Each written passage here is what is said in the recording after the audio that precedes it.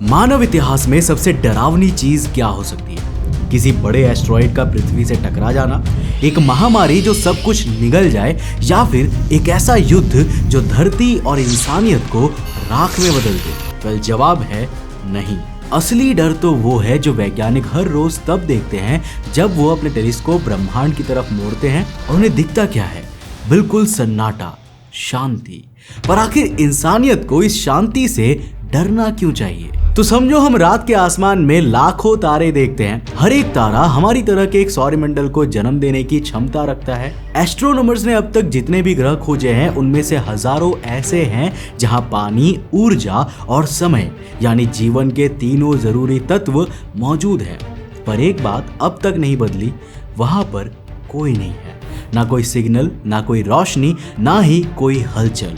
मानो ब्रह्मांड में कोई फिल्टर हो जो या तो जीवन को पैदा होने से रोकता हो, या फिर उसकी एक एडवांस सिविलाइजेशन बनने से पहले ही उसे एक तबाही में खत्म कर देता हो। और इसी शैतानी फिल्टर को वैज्ञानिक कहते हैं ब्रह्मांड का द ग्रेट फिल्टर। और कई वैज्ञानिकों के मुताबिक अब इंसानियत भी उस एज पर पहुंच चुकी है जहां ग्रेट फिल्टर बिल्कुल हमारे करीब है और कभी भी पृथ्वी और इस ब्रह्मांड से हमारी सिविलाइजेशन का नामो निशान मिटा सकता है, जैसा कि उसने ब्रह्मांड की दूसरी सिविलाइजेशंस के साथ किया। पर आखिर ब्रह्मांड का ये शैतानी ग्रेट फिल्टर होता क्या है, ये कैसे काम करता है और कैसे ये फर्मी पैराडॉक्स का जवाब देता है? वेल, आज के इस वीडियो में हम इन्हीं सभी चीजों के बारे में डिटेल में जानने की कोशिश करेंगे, तो इस वीडियो में एंड तक बने रहना। सो हेलो गाइस, मैं हूं कौशिक और चलिए शुरू करते हैं एक और नए एपिसोड को।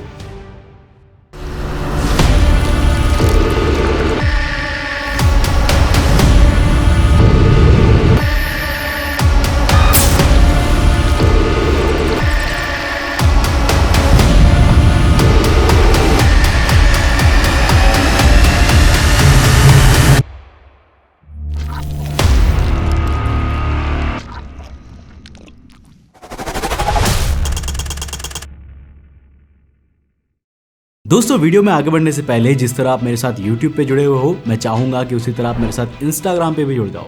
ये मेरा Instagram का user handle, link description box में जाके फॉलो कर लेना। देखो, इंसान कई 100 सालों से लगातार धरती से दूर अंतरिक्ष को देख रहा है, सिर्फ एक उम्मीद में कि कहीं उसे कोई ऐसी चीज मिले जिसे वो एक दूसरी दुनिया कह सके, जहाँ पर एक और तरह का जीवन हो जिसे या तो हम अपना भगवान कह सके या फिर हम उनके भगवान बन सके। पहले हमारी नजर इस खोज में केवल हमारे सोलर सिस्टम तक ही सीमित थी, पर अब हम ऐसे टेलीस्कोप्स बना चुके हैं जो हमसे लाखों साल दूर मौजूद ग्रहों को भी देख सकते हैं। लेकिन रिजल्ट अभी भी वही है, एक खालीपन, कोई हलचल नहीं। तो इस ब्रह्मांड में आखिर हम अकेले क्यों हैं? हमारी गैलेक्सी मिल्की वे में लगभग 500 अरब तारे हैं और उनमें से अधिकतर के चारों तरफ ग्रह घूम रहे हैं। कुछ बर्फ से ढके हैं, कुछ जलते हुए हैं और कुछ बिल्कुल हमारे जैसे शांत और स्थिर है। अब तक के एस्ट्रोनॉमिकल स्टडीज बताते हैं कि मिल्की वे में कम से कम 10 अरब ऐसे ग्रह हो सकते हैं जहां जीवन के लिए जरूरी परिस्थितियां मौजूद है। ठोस सतह, तरल पानी, वायुमंडल और ऊर्जा का स्थिर स्रोत। इसके बावजूद आज तक हमें किसी भी ग्रह से कोई भी सिग्नल, कोई भी मैसेज, कोई भी दृश्य प्रमाण नहीं मिले हैं कि वहां पर आखिर कोई प्रेजेंट है। मानो कोई ऐसी छुपी हुई शक्ति है जो ब्रह्मांड में जीवन का एक हिसाब रखती हो और ये मेक श्योर करती हो कि कभी भी कोई भी जीवन एक लिमिट से ऊपर ना जाए, और जैसे ही कोई इंटेलिजेंट सिविलाइजेशन उस लिमिट को टच करती है ना, तभी ब्रह्मांड की वो छुपी हुई ताकत उस जीवन का अंत कर देती है, जो कि काफी आसान है। बस एक बड़ा सा पत्थर और हंसती खेलती जीवन से भरी हुई एक हरी भरी दुनिया एक जिंदा नरक या बेजान बंजर में बदल जाती है। अब शायद मार्स का जीवन ऑलरेडी उस छुपी हुई ताकत से टकराकर खत्म हो चुका है, और ब्रह्मांड में इंटेलिजेंट एलियन जीवों को खत्म करने वाली इस ताकत को वैज्ञानिकों ने नाम दिया है द ग्रेट फिल्टर। यानी कि एक ऐसा पॉइंट, एक ऐसा कठिन पड़ाव जहां पर लगभग हर सभ्यता फेल हो जाती है। लेकिन ग्रेट फिल्टर नाम का ये दानव किसी इंटेलिजेंट सभ्यता को क्यों खत्म करता है? और सबसे इंपॉर्टेंट क्वेश्चन कि ये कब खत्म करता है? क्या इंसान भी इसका अगला शिकार बनने वाला है? इस रहस्य को समझने के लिए हमें पृथ्वी पर जीवन के पूरे विकास क्रम को शुरुआत से समझना होगा कि आखिर समुद्र में सिंगल सेल से शुरू हुआ एक जीवन इतना स्मार्ट कैसे बना कि आज फोन्स में वीडियोस देख रहा है, और अंतरिक्ष और दूसरे ग्रहों में जाने की कैपेबिलिटी रखता है। देखो, वैज्ञानिकों के अनुसार ना लगभग 4 अरब साल पहले पृथ्वी पर हाइड्रोथर्मल वेंट्स यानी समुद्र की गहराई में गर्म पानी के फव्वारे पहली वो जगह बनी जहां जीवन की शुरुआत हुई थी, क्योंकि वहां पर मौजूद सल्फर युक्त गैसेस, एमिनो एसिड्स और ऊर्जा के तेज प्रभाव ने एक ऐसा एनवायरनमेंट बनाया जहां बायोलॉजिकल मॉलिक्यूल्स एक दूसरे से टकराकर जटिल स्ट्रक्चर बना सके। लेकिन ये प्रक्रिया कितनी दुर्लभ थी, इसका अंदाजा इस बात से लगाया जा सकता है कि हम आज तक किसी और ग्रह पर जीवन का एक भी हिस्सा प्रोसेस होता हुआ नहीं देख सके हैं। यहाँ तक कि साल 2015 में जब नासा के कैसिनी स्पेसक्राफ्ट ने सैटर्न के बर्फीले चांद एन्सेलेडस के करीब 48 किलोमीटर ऊपर से फ्लाईबाय करते हुए उसके पानी और बर्फ के फव्वारे छोड़ने वाले क्रायो वोल्केनोस के सैंपल्स कलेक्ट किए, तो उनमें ऑलमोस्ट वो सभी ऑर्गेनिक कंपाउंड्स मौजूद थे जो लाइफ के लिए एसेंशियल है। पर स्टिल हमें उसमें कोई भी जीवन के प्रमाण नहीं मिले। मानो कि पृथ्वी पर केमिकल्स और केमिस्ट्री से लाइफ बनने का जो मैजिक परफॉर्म हुआ, वो ब्रह्मांड में किसी और जगह होना एक इम्पॉसिबल सा टास्क हो। अब कहीं यही तो वो ग्रेट फिल्टर नहीं है जो ब्रह्मांड में जीवन को बढ़ने तो छोड़िए, बनने भी नहीं देता। अगर ये पहला कदम ही असंभव जैसा था तो हो सकता है कि ग्रेट फिल्टर हम पार कर चुके हैं। तो अब हम इस इवेंट को ग्रेट फिल्टर की पहली सीढ़ी कहेंगे, एक ऐसी इम्पॉसिबल सीढ़ी जिसे ब्रह्मांड ज्यादातर जीवनों को कभी जंप नहीं करने देता। लेकिन कहानी यही खत्म नहीं होती।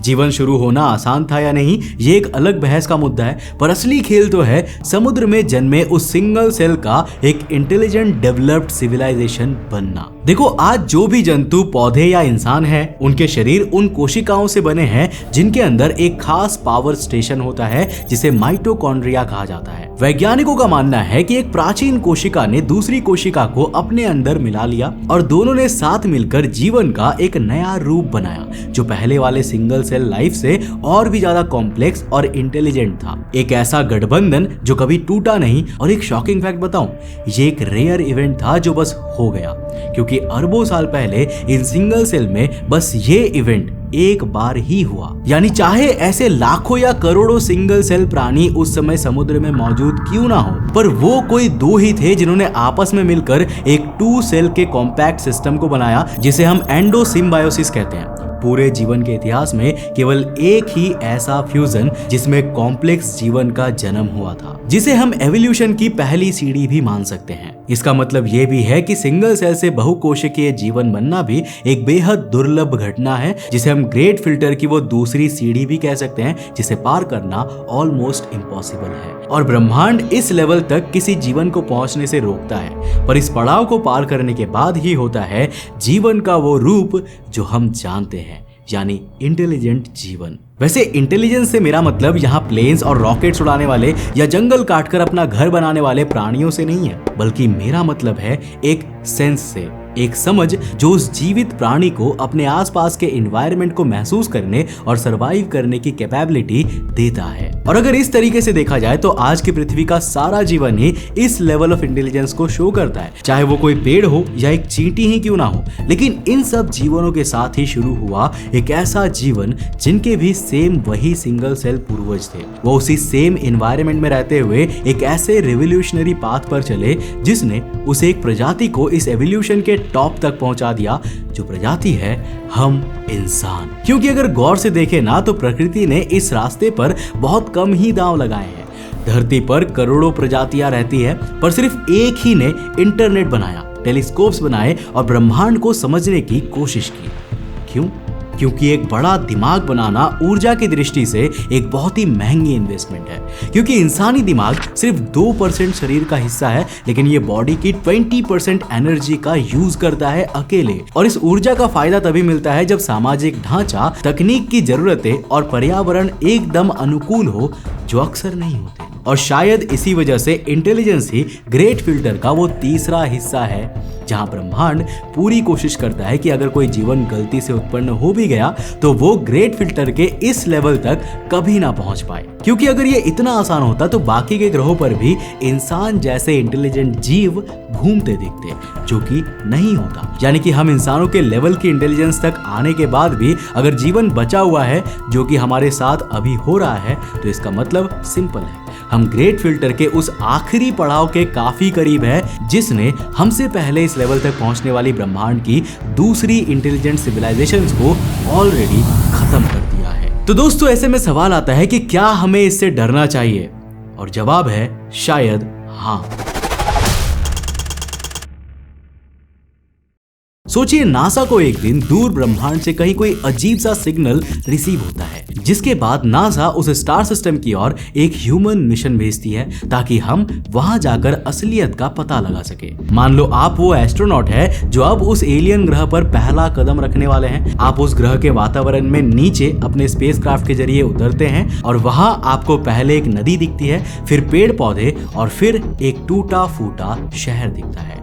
जल चुकी इमारतें, गिरा हुआ टावर और चारों तरफ सिर्फ और सिर्फ खामोशी, कोई आवाज नहीं, कोई इंटेलिजेंट एलियन सभ्यता नहीं। बस ऐसा लगता है कि यहाँ कभी कोई जरूर रहता था, लेकिन अब सब कुछ खत्म हो चुका है। और धीरे धीरे आपको समझ में आता है कि शायद इस ग्रह पर जो भी जिंदगी थी उसने खुद को ही खत्म कर दिया। और मेरे दोस्त, यही सच्चाई है भविष्य की हर उस जीवन के लिए जो इंटेलिजेंस के उस लेवल तक पहुंचता है जहां आज हम खड़े हैं। यहीं से एक डरावना सवाल उठता है, क्या इंटेलिजेंस जिसे हम अपनी सबसे बड़ी ताकत मानते हैं असल में एक श्राप है? अच्छा, समझो कि आखिर मैं ये क्यों कह रहा हूँ। देखो, पृथ्वी पर अरबों सालों तक जीवन बहुत ही सिंपल था। छोटे छोटे जीव, कोई दिमाग नहीं, कोई समाज नहीं, सब कुछ एक जैसा चलता रहा। लेकिन फिर एक प्रजाति आई जो सोच सकती थी। सोचने से भी ज्यादा ये प्रजाति भविष्य की प्लानिंग कर सकती थी। ये जान सकती थी कि कौन सी चीज उसके लिए फायदेमंद है और कौन सी नहीं है। और फिर धीरे धीरे इस प्रजाति ने दुनिया बदलनी शुरू कर दी,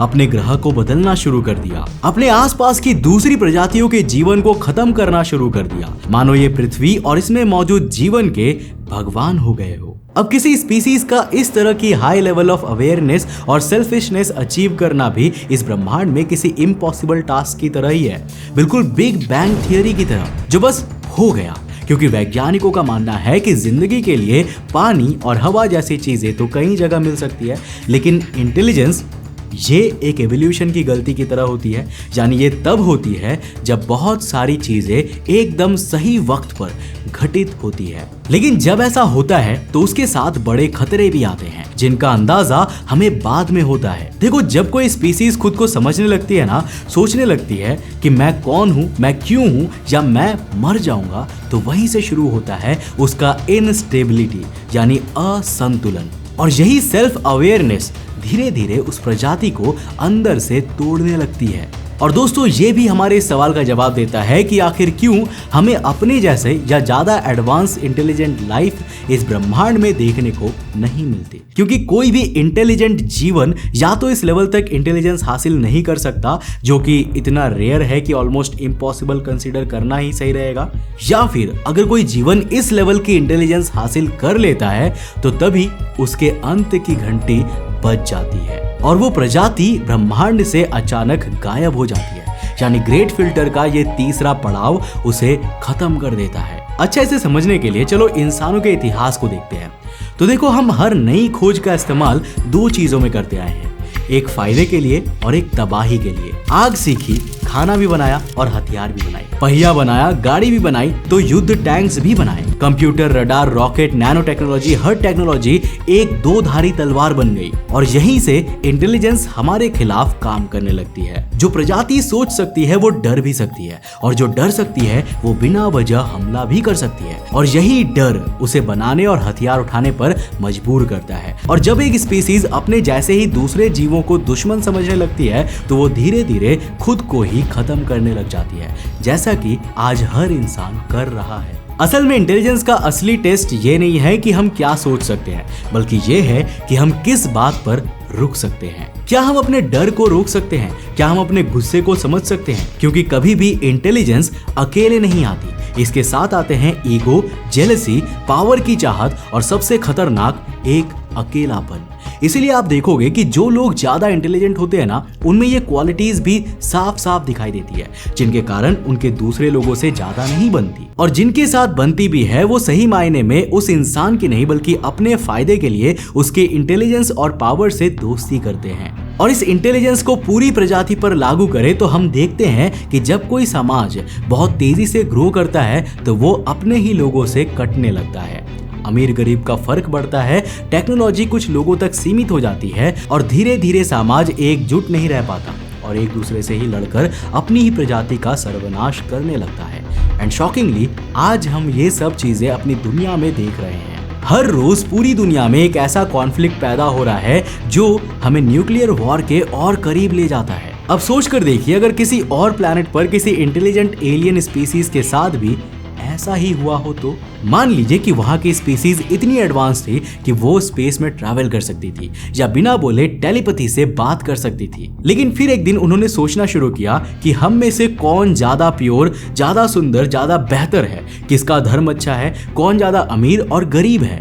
और इन्हीं सब सोच में एक घातक युद्ध होकर उन्होंने अपने ग्रह से अपना नामो निशान मिटा लिया हो तो ये काफी पॉसिबल है कि यही वो फाइनल ग्रेट फिल्टर मोमेंट हो जहां तक कोई सभ्यता टिक नहीं पाती और हम इंसान अभी उसी की दहलीज पर है। देखो, कुछ वैज्ञानिक मानते हैं कि अगर हमें आज तक ब्रह्मांड में किसी और सिविलाइजेशन का कोई भी सिग्नल नहीं मिला तो शायद इसीलिए क्योंकि वो खुद ही अपने अंदर टूट गए हो, वो अपना सिग्नल भेजने से पहले ही खत्म हो गए हो। एक इंटरेस्टिंग थियरी कहती है कि हर सिविलाइजेशन का सबसे खतरनाक मोमेंट वो होता है जब उसकी टेक्नोलॉजी उसकी सोच से तेज बढ़ने लगे। यानी टूल्स तो बन रहे हैं लेकिन मोरल अंडरस्टैंडिंग उतनी तेजी से नहीं हो रही है। यही इम्बैलेंस धीरे धीरे उसे कमजोर बना देती है और यहीं से शुरू होता है ग्रेट फिल्टर का वो चौथा पड़ाव, जहां पर अगर कोई एलियन स्पीसीज पहुंच पाती तो आज हमारा ब्रह्मांड भी हमारे मोहल्ले की तरह एलियन पड़ोसियों से भरा मिलता। देखो, जब इंसानों ने पहली बार पत्थर से हथियार बनाया था ना, तब उसने ये सोचा भी नहीं होगा कि एक दिन यही पत्थर बॉम्ब बन जाएगा। हमारी सभ्यता की कहानी कभी सीधी नहीं रही है। हर कदम पर एक रास्ता दो तरफ जाता था, एक उम्मीद की ओर तो एक खतरे की ओर।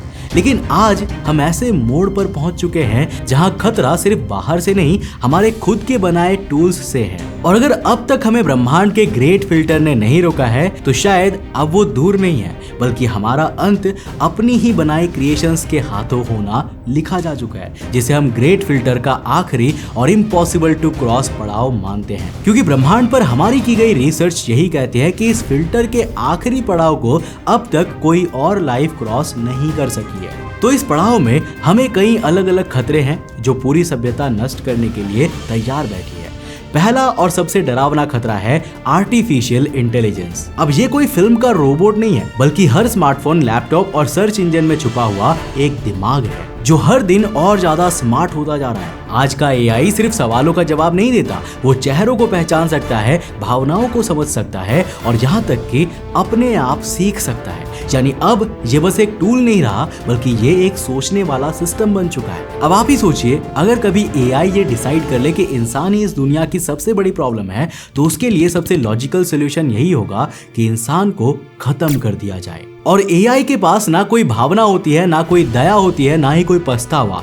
वो सिर्फ बेस्ट तरीका चुनता है और अगर उस तरीके में इंसान फिट नहीं बैठते तो हम एक वायरस की तरह डिलीट कर दिए जाएंगे। इससे भी खतरनाक बात यह है कि अब ऐसे ऑटोनोमस वेपन्स भी बनने लगे हैं, जैसे कि ड्रोन या रोबोट्स जो खुद तय करते हैं कि किसे मारना है, और अगर इनका कंट्रोल गलत हाथों में चला गया या इन पर कोई हैकर कब्जा कर ले तो किसी को वार्निंग देने का भी वक्त नहीं मिलेगा। दूसरा बड़ा खतरा है ग्रे गूस सिनेरियो। ये नैनो टेक्नोलॉजी से जुड़ी एक कॉन्सेप्ट है जिसमें बहुत छोटे छोटे रोबोट्स, जिन्हें नैनोबोट्स कहते हैं, खुद की लाखों करोड़ों कॉपीज बनाना शुरू कर देते हैं। ये प्रोसेस कभी नहीं रुकता और धीरे धीरे ये नैनोबोट्स धरती की हर चीज को खा जाते हैं। मिट्टी, पौधे, जानवर, इंसान, सब कुछ एक गंदे स्लरी में बदल जाता है। नैनो टेक्नोलॉजी का इस्तेमाल आज कई अच्छी चीजों के लिए हो रहा है, जैसे कैंसर का इलाज, दवा पहुंचाना और नई चीजें बनाना। लेकिन अगर कभी एक छोटी सी गलती भी हो गई ना, तो ये पूरी धरती एक एक्सपेरिमेंट बन जाएगी जिसे कोई रोक नहीं पाएगा। और फिर आता है क्लाइमेट कोलैप्स, एक ऐसा खतरा जिसे हम सबसे हल्के में लेते हैं। लोग सोचते हैं कि ये सिर्फ मौसम की बात है, लेकिन असल में ये धरती के पूरे सिस्टम को तोड़ सकता है। जैसे ही तापमान एक लेवल से ऊपर जाता है ना, पूरा पर्यावरण अपने आप बिगड़ने लगता है। समुद्र गर्म होते हैं तो उनमें छुपा मीथेन गैस बाहर आने लगता है। ये गैस वातावरण को और ज्यादा गर्म कर देती है, बर्फ पिघलती है, समुद्र का लेवल बढ़ता है, जानवर और पौधे गायब होते हैं और फसलें उगनी बंद हो जाती है। और ये सब एक बार शुरू हो गया तो इंसान सिर्फ देखता ही रह जाएगा। लेकिन सबसे बड़ी बात यह है कि ये सभी खतरे अलग अलग नहीं हैं, ये आपस में जुड़े हुए हैं। एआई मौसम का डेटा मैनिपुलेट कर सकता है, न्यूक्लियर वॉर से इस पृथ्वी को ऑलमोस्ट एक्सटिंक्ट कर सकता है और न्यूक्लियर वॉर के साइड इफेक्ट से बना जहरीला वातावरण बचे कुचे जीवन का भी गला घोट सकता है। ये सब मिलकर एक चेन रिएक्शन बना देते हैं जिसमें एक खतरा दूसरे को एक्टिवेट करता है और इंसानों के पास किसी चीज को रोकने का वक्त ही नहीं बचता। अब जरा सोचिए, क्या ऐसा पहले भी किसी और ग्रह पर हो चुका होगा? क्या कोई और भी सभ्यता थी जिसने एआई बनाया, जेनेटिक्स से खेला, नैनोटेक को अनलॉक किया और फिर चुपचाप गायब हो गया? शायद यही फर्मी पैराडॉक्स का जवाब है कि क्यों हमें ब्रह्मांड में कोई भी जीवन नहीं मिलता, क्योंकि ग्रेट फिल्टर के इन पड़ावों को पार करते हुए ब्रह्मांड का हर जीवन दम तोड़ देता है और इससे पहले कि वो किसी दूसरे एलियन सिविलाइजेशन से कम्युनिकेट करने लायक बन पाए, वो सभ्यता ब्रह्मांड से ही गायब हो चुकी होती है। और ठीक उसी पड़ाव की दहलीज पर हम इंसान आज यहाँ पर खड़े हैं। तो इसका मतलब क्या ये है कि हमें अपनी टेक्नोलॉजी का एडवांसमेंट रोक देना चाहिए? क्या हमें और ज्यादा विकसित और ज्यादा एवोल्यूशन नहीं करना चाहिए?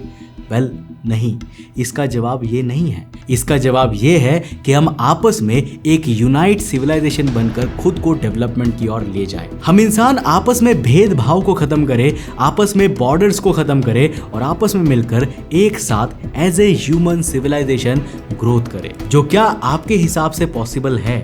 अगर हाँ तो किस तरीके से, और अगर नहीं तो क्यों नहीं? इस सवाल का जवाब मैं आपसे सुनना चाहूंगा। देखते हैं कि आपके जवाब क्या रहते हैं। नीचे कमेंट सेक्शन खुला है, अपनी राय लिखकर जरूर बताना।